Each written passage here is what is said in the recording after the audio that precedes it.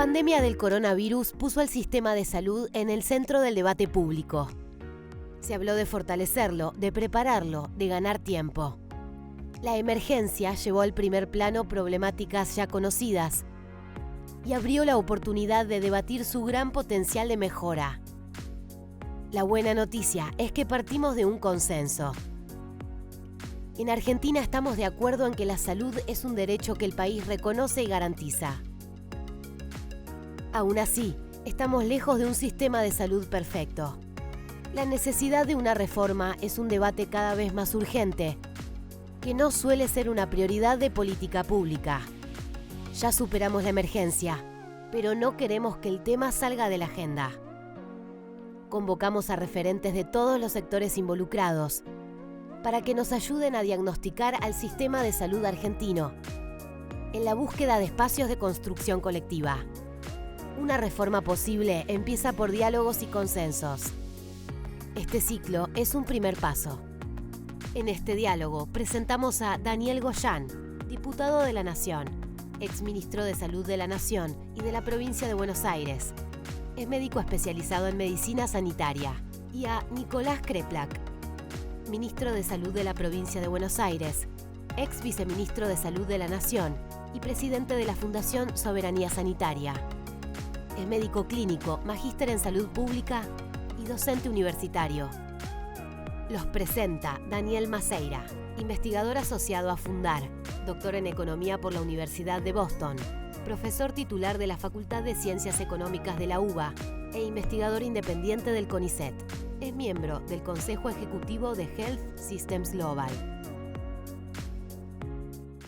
Quisiera primero que nos cuenten un poco el trabajo que vinieron haciendo previamente. Es un trabajo de hace años que hacen en conjunto y quizás eso enmarcarlo dentro de lo que es el sistema de salud argentino y la visión que ustedes tienen sobre su funcionamiento. Bueno, nosotros hace ya unos cuantos años que laburamos juntos y militábamos juntos, yo más que trabajar, porque hemos tenido un periodo de trabajo en el Ministerio de Salud de la Nación, pero muchos años de militancia en conjunto.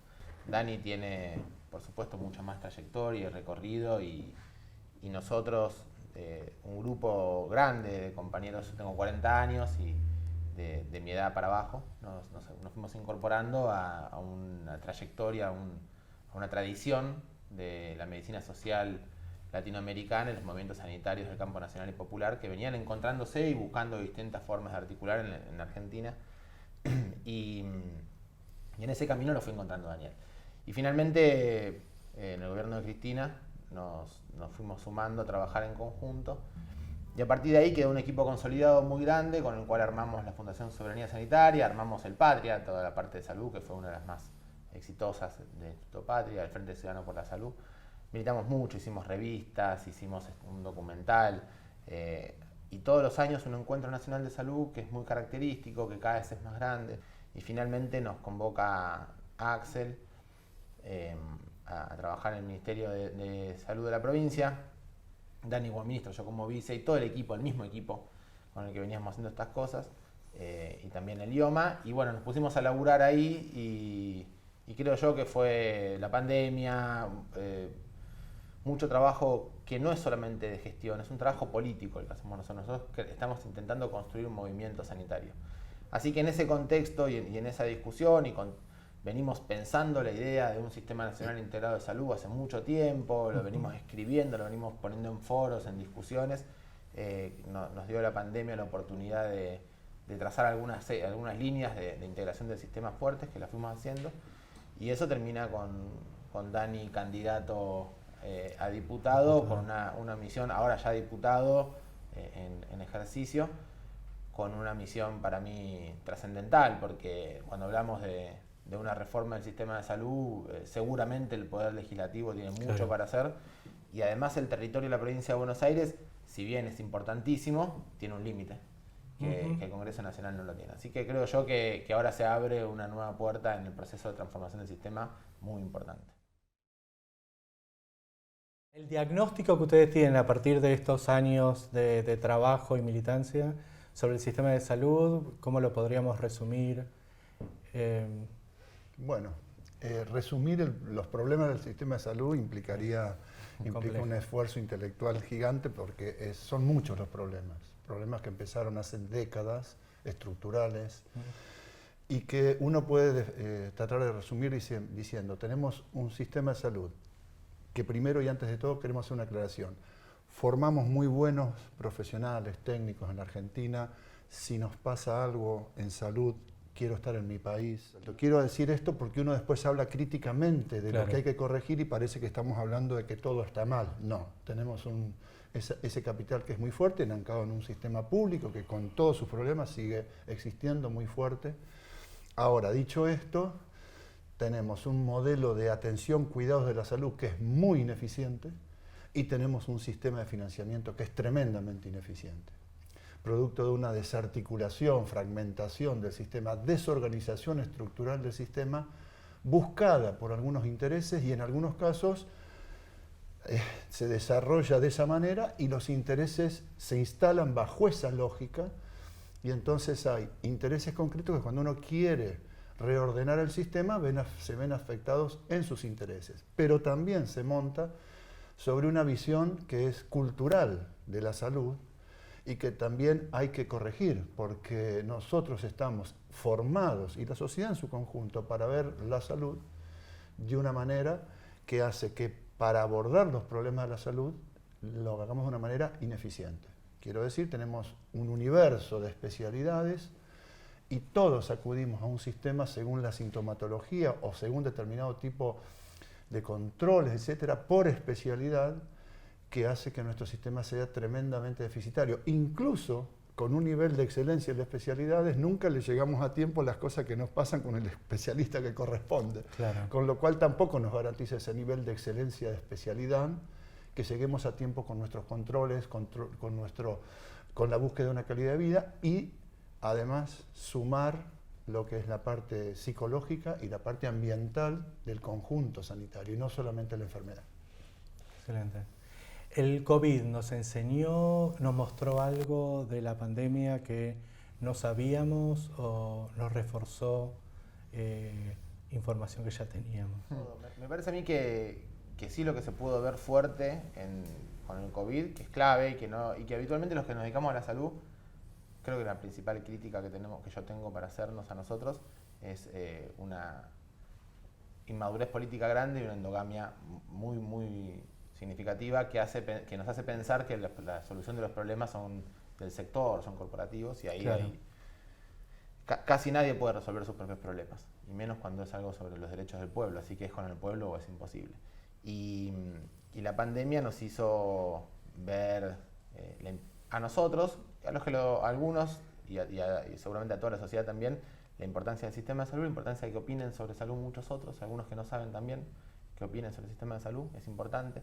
Y la intersección con áreas que quizás recién ahora estamos pudiendo capitalizar algo que tiene un tiempo, que es el sistema científico argentino, que venía de una historia muy negativa, de casi una destrucción. Hay ciertos modelos de país que piensan que Argentina no va a llegar nunca a tener un modelo científico importante, entonces lo desinvierten.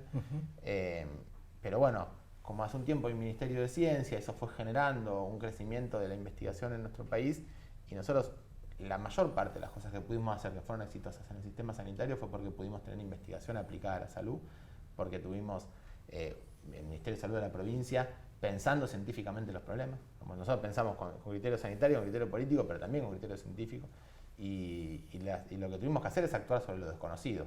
Y es muy difícil, pero nosotros nos preparamos para eso, digamos, ¿no? Porque eso es el sentido de la formación teórica. La formación teórica, y también es una discusión conceptual importante que tenemos que darnos y que tiene que ver un poco lo que decía Dani de algo de lo cultural de la salud. La salud se fue llevando mucho a la aplicación de tecnologías. Los especialistas terminan siendo profesionales de la salud muy especializados en el uso de ciertas tecnologías, habitualmente formados en otros lugares del mundo. Entonces, se cierra por ahí la información y el modelo de aprendizaje de la salud es un modelo de aprendizaje capacitante, digamos, técnico. Lo teórico para nosotros es muy, muy importante porque viene detrás el sustento de hacia dónde uno quiere ir y una serie de herramientas que te permiten que cuando cambia el contexto y aparece algo nuevo, vos tenés herramientas teóricas para poder formular Claro. una nueva respuesta. Y es muy importante que no repitamos la respuesta que no funciona en una cosa en algo nuevo que viene después. Así que yo creo que nos ha mostrado la necesidad de tener un sistema plástico. Y la enorme dificultad que tiene el sector de la seguridad social y el sector privado, probablemente relacionado con esto exacerbadamente, que dije recién, y con el modelo de financiamiento de pago por prestaciones, de subsidio a la demanda, que estimula mucho más la hipertecnificación, pero quizás no financia la teoría, no financia el estudio, no financia el trabajo en grupo, no financia los espacios de discusión de los servicios de salud, de las secretarías de salud, de los hospitales, de cada uno. Y el sector público me parece que en la pandemia ha sido el que se ha destacado claramente. Y insisto, no es casualidad, tiene que ver con las bases epistemológicas de cómo se construyó. Claro. ¿Cómo ven la relación entre el Ministerio Nacional y las provincias en un espacio tan descentralizado, ¿no? Es un problema porque nosotros estamos acostumbrados a escuchar hablar de la rectoría que debería ejercer. ¿Qué es la rectoría? Y si nos ponemos a analizar, la rectoría que hoy tiene el Ministerio de Salud de la Nación sobre el conjunto del sistema está muy lejos de ser la gobernanza del sistema. Exacto. ¿Qué implica la gobernanza? ¿Que el Estado tiene que prestar todo? No. ¿Qué implica la gobernanza? Implica poder organizar el sistema de una forma más racional. Y hoy el Ministerio de Salud de la Nación básicamente tiene una misión de decir hay que hacer esto, de tener algunos programas nacionales que intentan homogeneizar algunas políticas territorialmente, extendiéndolas a todo el país, y hasta ahí llega. Pero cuando nosotros vamos al funcionamiento cotidiano y diario del sistema, las regulaciones existentes son muy pocas y no hay una verdadera gobernanza del sistema, por lo cual en un sistema nuevo habría que pensar en reforzar mucho la gobernanza. Hoy tenemos un sistema de salud en donde algunos dicen, no, pero está más o menos articulado, porque hay un sistema de pago, de recupero de costos, etc. La verdad es que nosotros tenemos un sistema que desde lo público, desde la prestación pública, es enormemente inequitativo por regiones, por provincias, por lugares de nacimiento, por barrios de un mismo municipio, de una misma provincia. Pero, bueno, con una historia que, como decíamos recién, mal que mal nos da respuestas y buenas respuestas cuando necesitamos, pero con esas condiciones de inequidad. Ahora, vayamos al sector privado. El sector privado prestador hoy está quebrado técnicamente. Si no hubiera una ley de emergencia, mañana quiebran el 95% de las clínicas y sanatorios por las deudas históricas con el sistema previsional y con la FIP, entre otras cosas. Y que además la pandemia los dejó muy endeudados con los proveedores también.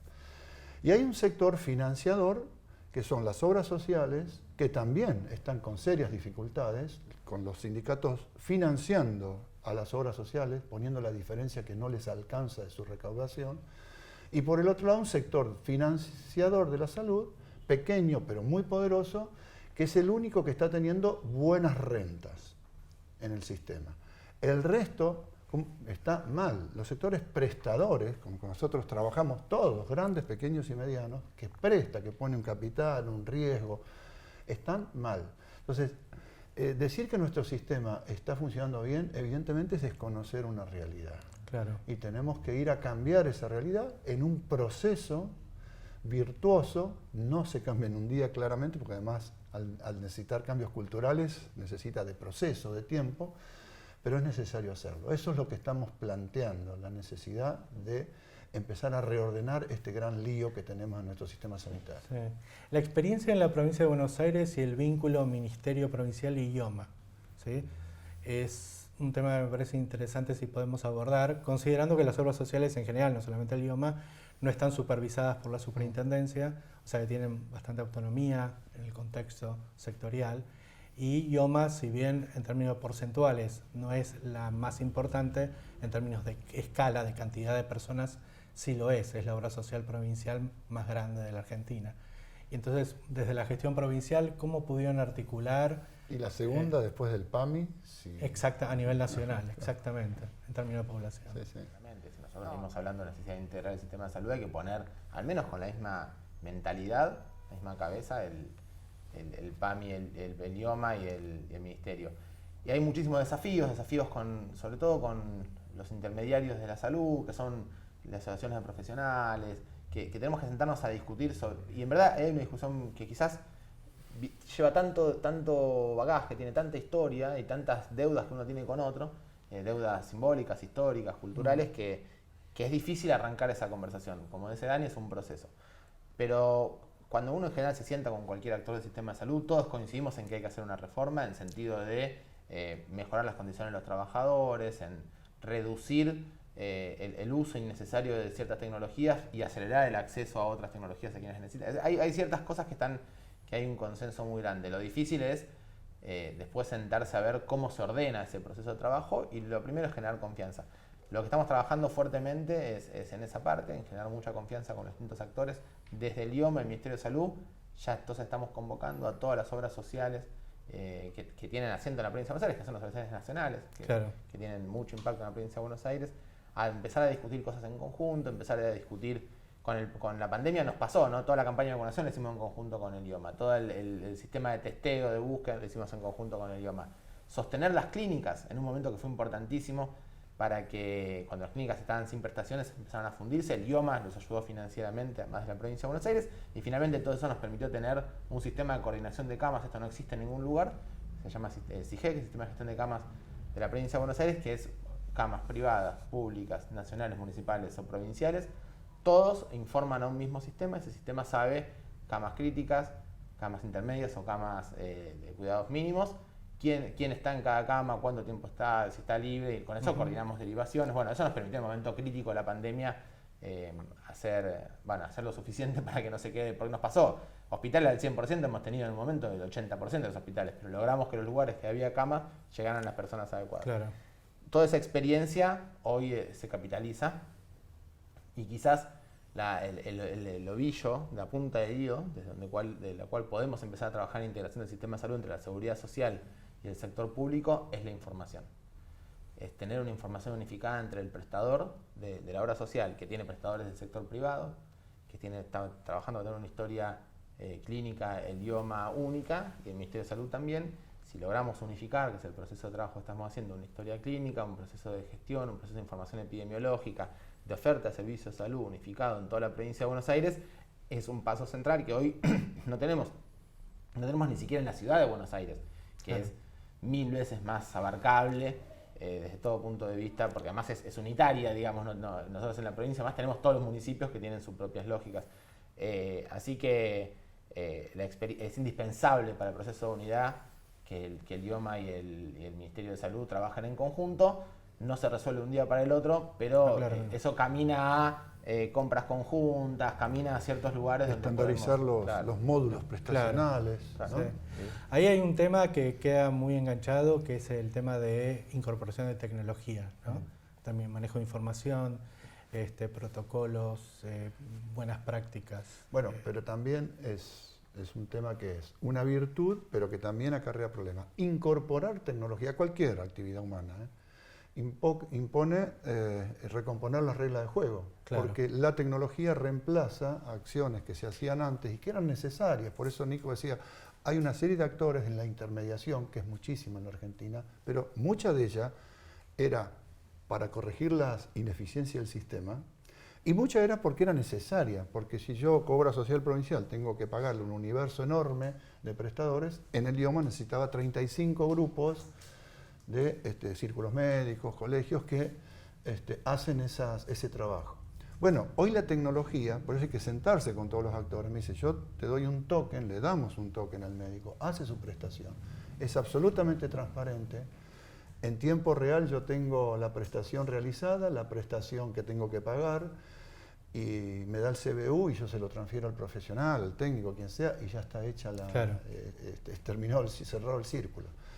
Ahora bien, hay que ir a sentarse con esos sectores y decir, bueno, ustedes cumplieron un rol, ahora tenemos que redefinir ese rol. Porque fíjense que ya no hacen falta y están extrayendo entre el 8 y el 14% de cada prestación, y yo lo puedo hacer gratis.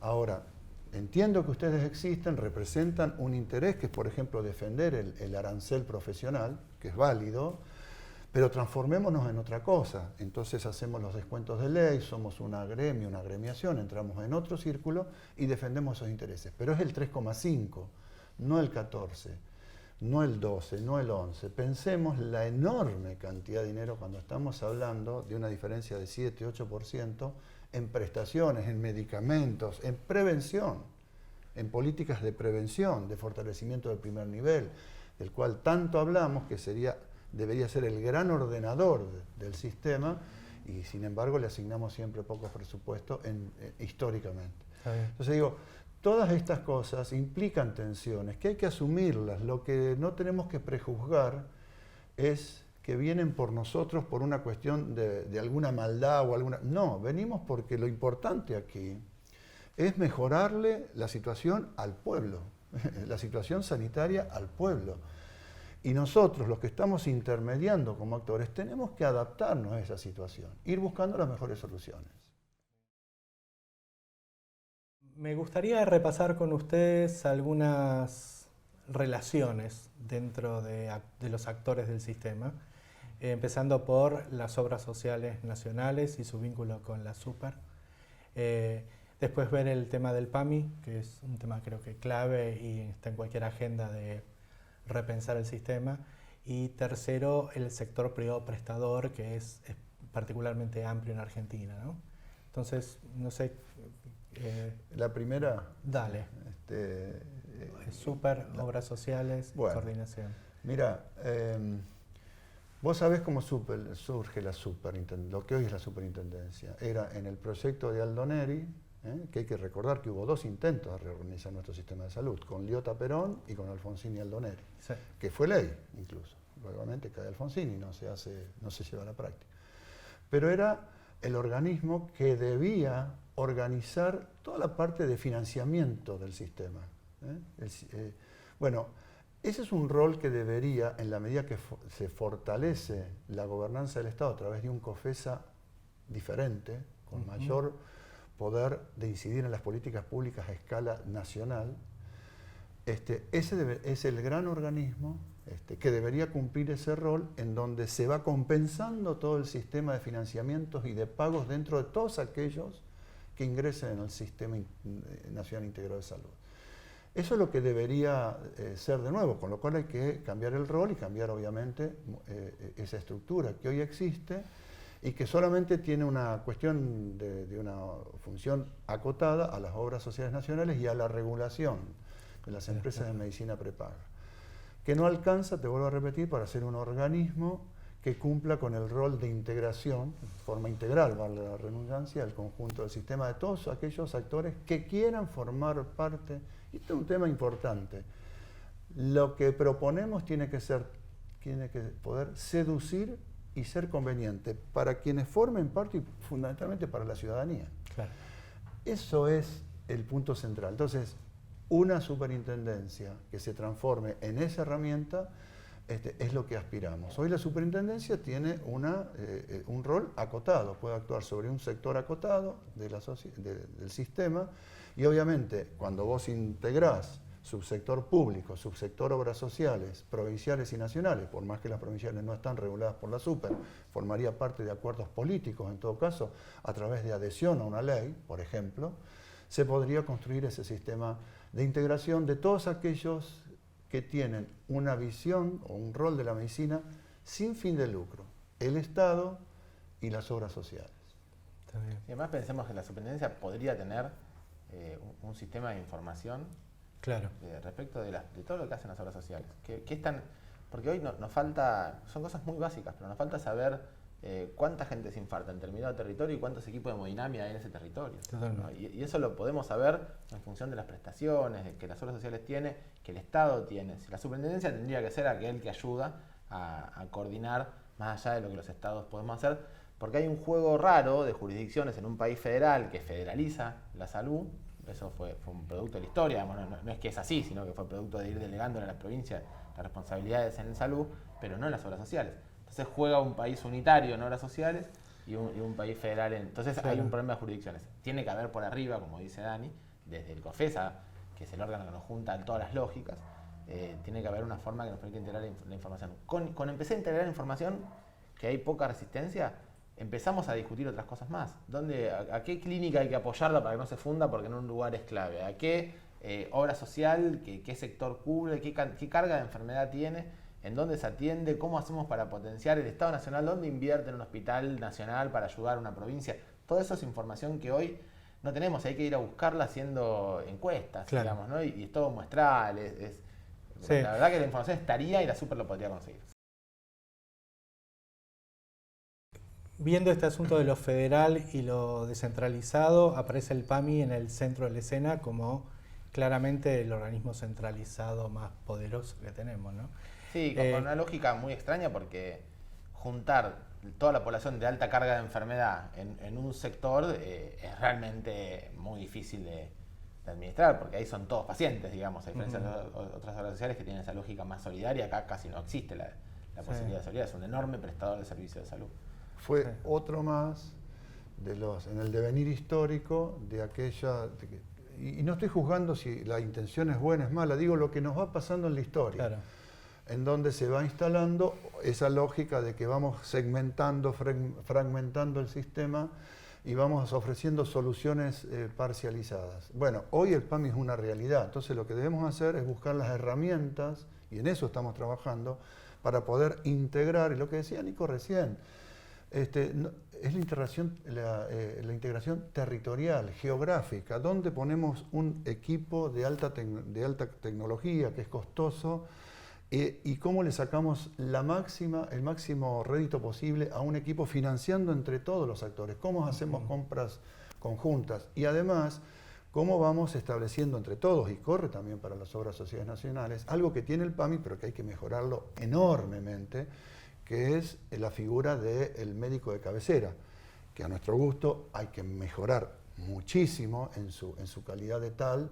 Tiene que ser alguien que tenga capacidad de responder, pero además de pensar más, como algún equipo un poquito más amplio. Sí. Y esto va para las obras sociales nacionales también. El esquema de tener un primer nivel de atención resolutivo y ordenador del sistema no es solo para el subsector público. Los centros de atención primaria de la salud, las salitas de barrio, las tiene el subsector público, pero el resto es muy difícil encontrar, salvo alguna experiencia que se ha hecho con médicos de familia en alguna institución privada, es muy difícil encontrar esta lógica. Ahora, cuando uno se sienta y explica con los representantes de obras sociales y incluso de los sectores financiadores privados, entienden que es una buena solución. Ahora, demanda tiempo, porque claro, hoy ni siquiera tendríamos los recursos humanos para empezar a dar una respuesta de este tipo a escala de sistémica. Claro. Un tema que me parece que se engancha con uno de los ejes de la propuesta de ustedes es el tema de salud comunitaria y de participación y cómo cómo articular la necesidad, la comunidad del primer nivel de atención. Trabajar en una provincia tan descentralizada como es la provincia de Buenos Aires es casi un laboratorio para realizar estas cosas. De la experiencia de la gestión provincial, ¿qué nuevas... El trabajo comunitario nuestro fue clave, en la pandemia fue clave, porque hubo un momento en el cual había que lograr, porque esa idea de atención primaria de la salud, que después se fue desvirtuando y quedó en salitas, claro, entonces era como un hospitalito descentralizado en un barrio, ¿no? Que por supuesto tiene mucho más mirada comunitaria que un hospital, pero no alcanza, porque si no participa la comunidad, si el que viene es un extraterrestre, digamos, un profesional, un médico que se formó en un lugar y llega ahí, no conoce el barrio, no participa del barrio. Lo que se hizo con la pandemia, incorporando miles de compañeros y compañeras, trabajadores y trabajadoras de organizaciones sociales, los que estaban en cada barrio, y que hicimos este laburo de casa por casa. Nosotros vimos más de 3,5 millones de personas en sus casas.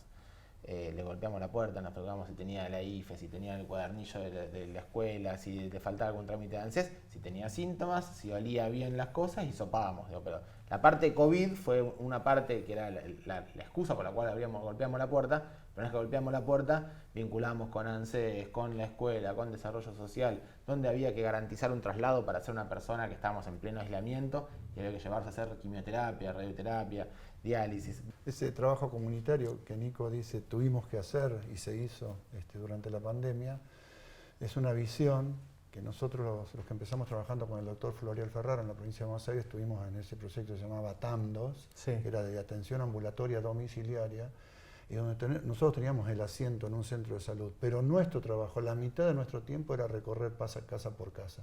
Y en épocas donde no había internet, donde no había conectividad, donde no quedaba una sola familia sin controlar sus embarazos, sus problemas de salud.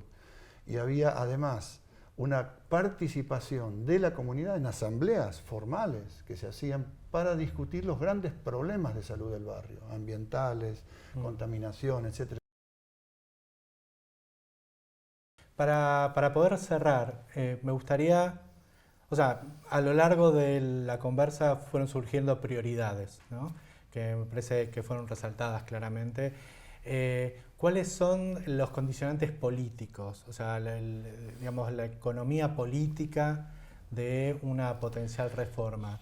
¿Cuáles son los aliados? Mirá, ¿cuáles son los espacios de discusión? Yo te digo una cosa, discusión? cuando vos entras a discutir esto cara a cara con determinado tipo de referentes políticos de otros partidos políticos, intendentes, secretarios de salud, directores de hospitales, que son de otros signos políticos, y te lo voy a decir con letra y apellido, el radicalismo, con el cual hemos trabajado un montón históricamente. Claro. De hecho, formaron parte de los equipos de Liotta, Claro. gente que trabajó después con Maldoneri, etc. Claro, claro. Es decir, esto tenemos una visión compartida.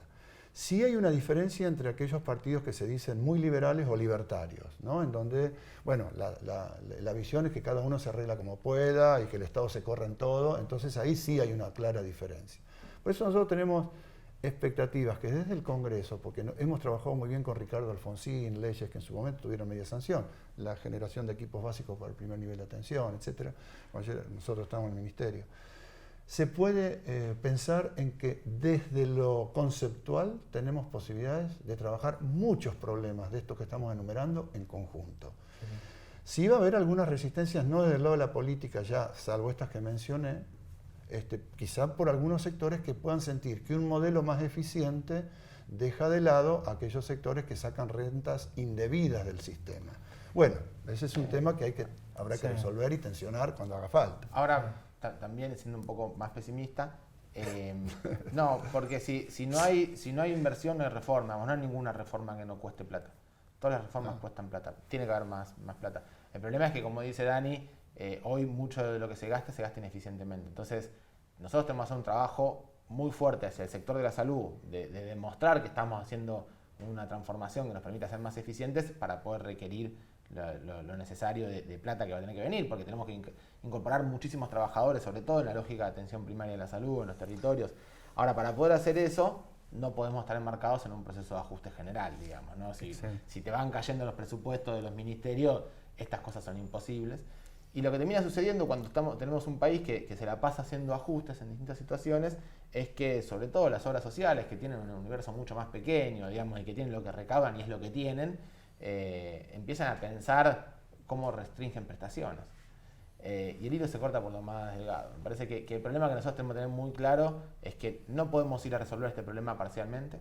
No puede una obra social ir a resolver el problema, tenemos que lograr resolverlo todos juntos porque hay que negociar los precios. Los altos precios nos están sacando plata que tenían en otros lugares, los sueldos de los trabajadores. Digamos, hay cosas serias que tenemos que negociar todos juntos, pero tenemos que también hablar con la política. Yo creo que una de las limitaciones que no puede tener el sector de la salud es pensar que solamente lo va a resolver el sector de la salud. Que tenemos que lograr convencer, persuadir, llevar esta discusión a la política en general y a los pueblos para que cada territorio también defienda el avance que necesita. Sí. Bueno, les agradezco. Yo creo que en línea con esto, la pandemia lo que hizo es poner la salud pública y la discusión sobre el sistema de salud en la agenda política y creo que es una oportunidad para poder avanzar en esa dirección.